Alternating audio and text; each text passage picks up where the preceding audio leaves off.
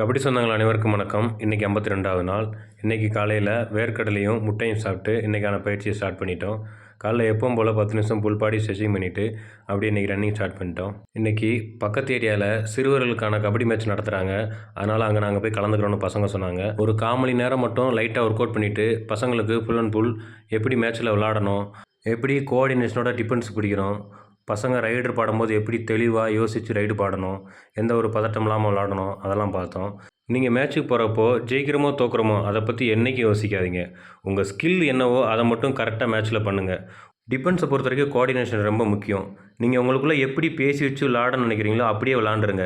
அது தப்பானாலும் பரவாயில்ல, அது போக போக உங்களுக்கு சரியாயிரும். அதே மாதிரி விளாடுறப்போ எந்த ஒரு பதட்டம் இல்லாமல் ஆடியன்ஸை பற்றி யோசிக்காமல் விளாடுங்க.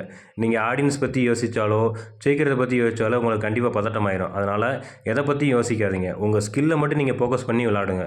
இப்போது மேட்ச் விளாடுறப்போ உங்களுக்கு பதட்டமாக இருந்துச்சுன்னா நல்லா டீப் ப்ரீத் எடுங்க. அப்படியே உங்கள் மனசுக்குள்ளே யோசிச்சுங்க. பயப்படக்கூடாது, பதட்டப்படக்கூடாதுன்னு நிதானமாக செயல்படுங்க. இதெல்லாம் பண்ணி உங்களுக்கு பதட்டமாக இருந்துச்சுன்னா நீங்கள் கண்டிப்பாக மூச்சு பயிற்சி பண்ணுங்கள். பசங்க எப்படி விளாட்றாங்கன்னு போய் மேட்ச் பார்க்க போயிருந்தேன். பசங்க உண்மையிலேயே நல்லா விளாண்டாங்க. சூப்பராக டிஃபென்ஸ் பிடிச்சாங்க. அப்பன்ஸ் அந்த ஒரு பையன் நல்லா பண்ணாப்புல. பசங்க நல்லா விளாண்டு ஃபைனல் போயிட்டாங்க. கரெக்டாக ஃபைனல் மேட்ச் அப்போ நல்ல மழை, கிரவுண்டு பூரா நாஸ்தி ஆயிடுச்சு. அப்படியே பசங்க குலுக்கல் முறையில் செகண்ட் ப்ரைஸ் ஜெயிச்சிட்டாங்க. தினமும் பயிற்சி பண்ணி உங்கள் ஸ்கில்லை இம்ப்ரூவ்மெண்ட் பண்ணுங்கள். வெற்றி உங்களுக்கு தான்.